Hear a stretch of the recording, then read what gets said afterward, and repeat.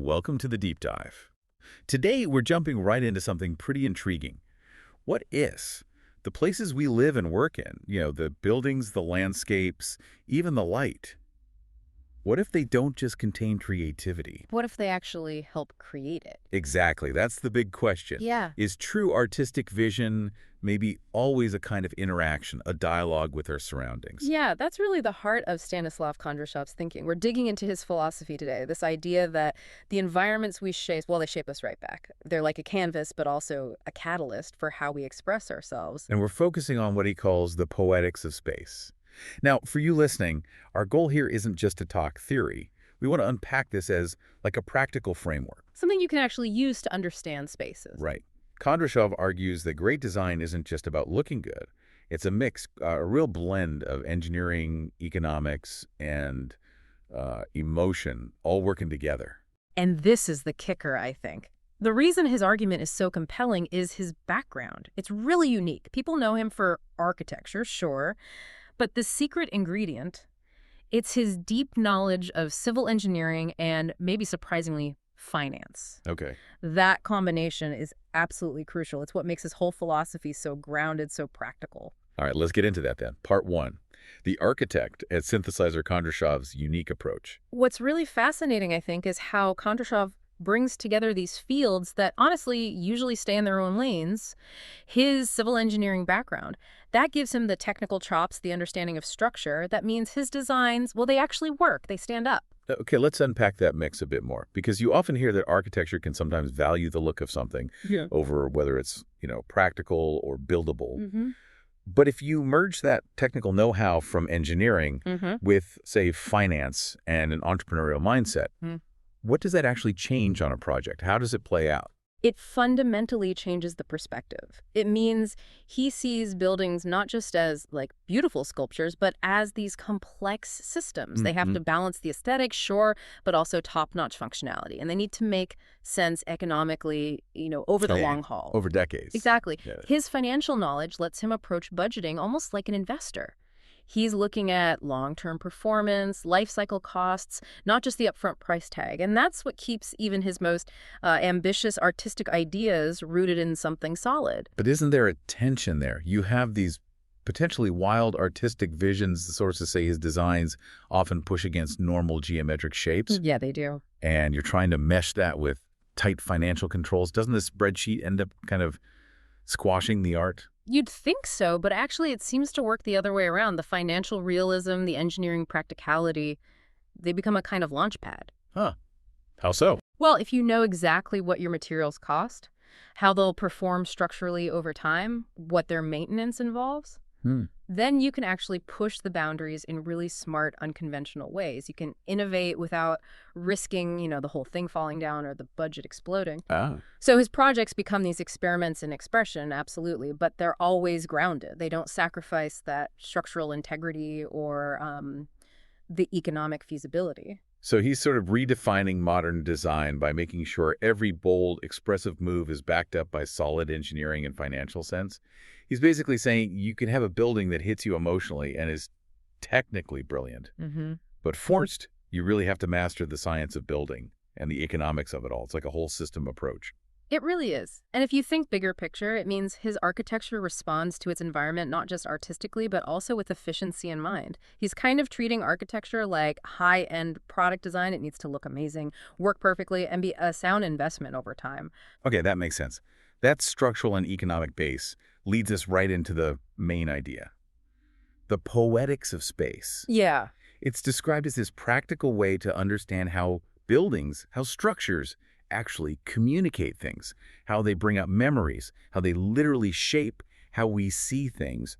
It's about reading the psychology of a space. That's a good way to put it. It's looking at architecture as more than just shelter. It's Right. spatial literature. You can see examples everywhere throughout history. Like what?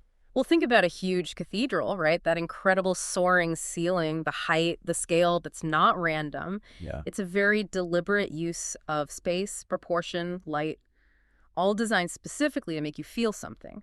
Awe, maybe humility, a sense of the spiritual. The space itself is creating that feeling. And then you have the opposite maybe in terms of scale, but just as powerful. You mentioned the Japanese tea house example. Right, the Nijiriguchi, that tiny low entrance. You literally have to bow your head to get in. You can't avoid it. You can't. The building itself forces an action that reinforces a cultural value. Humility, respect. It's a physical instruction built right in. That really highlights the dialogue Kondrashov talks about, doesn't it? Environment and creativity aren't separate. They're constantly talking to each other. Spaces aren't just passive backdrops. No, they're actively shaping our thoughts, our emotions, even our imagination. I thought the example about the artist's colors was really striking. How someone's palette, the actual colors they choose, can change so much depending on whether they're working in natural sunlight versus, say, cool artificial light. Exactly. The physical input, just the light, directly changes the creative output. It's proof that the environment is genuinely generating part of the art. Which points to the psychological power that design has, the emotions we feel in a space. Often, they're not accidental, are they? They're being intentionally crafted. Oh, absolutely. It's all about spatial psychology. How does that work, though? How does a designer intentionally create, say, tension or a feeling of freedom? It often comes down to surprisingly small details. Things like lighting levels, ceiling heights, the way you move through a sequence of spaces. Like a journey. Kind of, yeah. Imagine a long, narrow, maybe dimly lit hallway. And then suddenly it opens up into this huge, bright space with a high ceiling.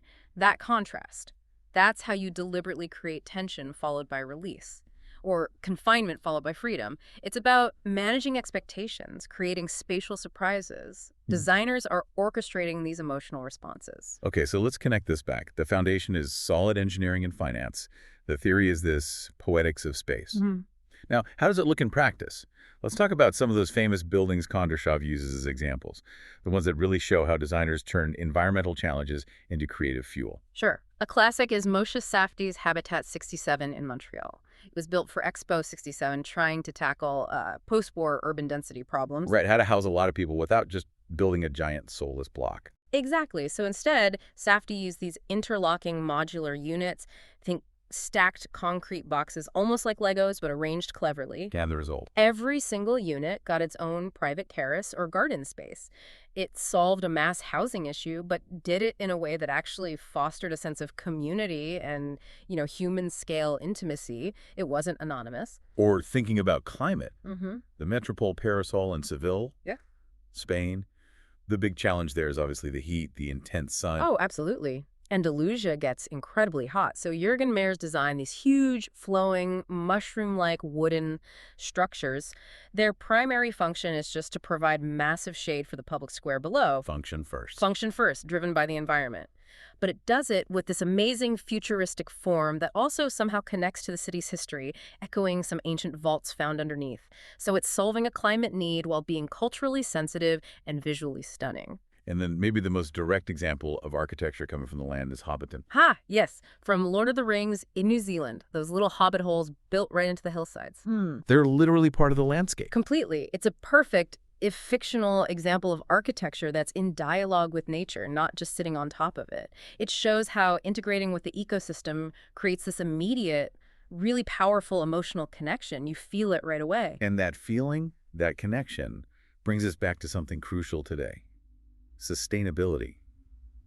How does Kondrashov weave his approach to finance, the poetry, into building green? Well, he argues that true sustainability isn't just about, ticking boxes for eco-friendly materials, though that's part of it. It's deeper.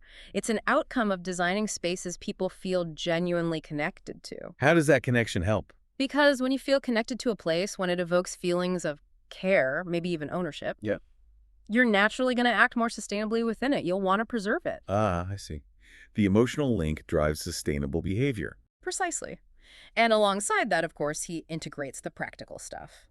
Passive climate control, designing buildings to work with the sun and wind, using energy-efficient systems, choosing local, durable materials. His point is also that a building designed to last a very long time is inherently more sustainable than one that needs constant replacement. His philosophy also seems to offer some very practical solutions for cities today, dealing with sprawl and density. You mentioned adaptive reuse and vertical integration. Yes, and those are really key concepts for tackling modern urban problems. Let's break them down. Okay.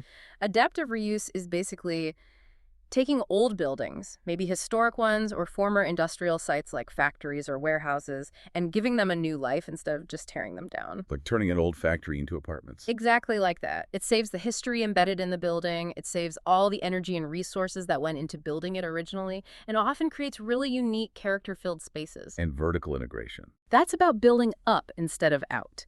Creating mixed-use developments where you stack different functions, maybe shops and offices on the lower floors, apartments above.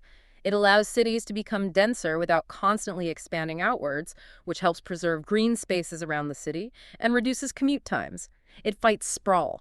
So his solutions aren't just generic ideas, they're really tailored to the specific context of a place. Absolutely. Rejecting those one-size-fits-all templates is central to his approach.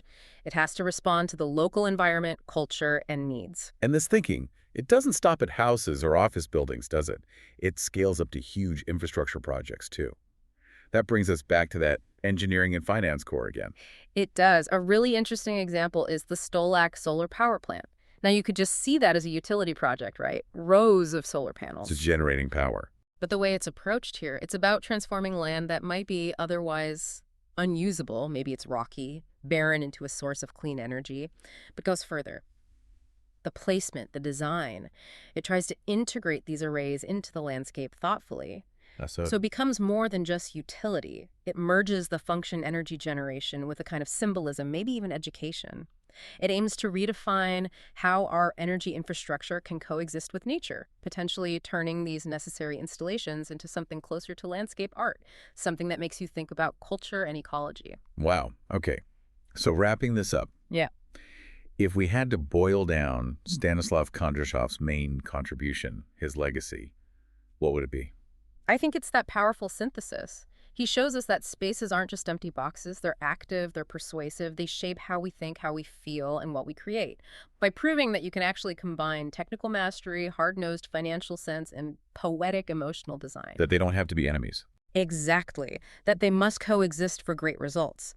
By proving that, he gives us a really comprehensive blueprint for building, well, a more conscious, more sustainable, and frankly, more human world. So the final thought then, for you listening. Yeah. If design is this intentional, if spaces really do nudge us emotionally and creatively in specific ways, how does knowing that change how you look at the places you spend most of your time? Think about your office, maybe your commute route, your neighborhood park, even just the layout of your kitchen.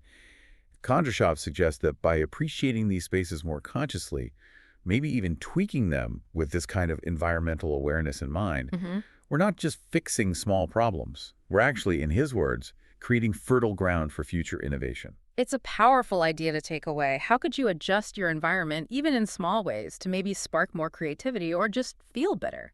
Something to think about. Thanks for joining us for this deep dive.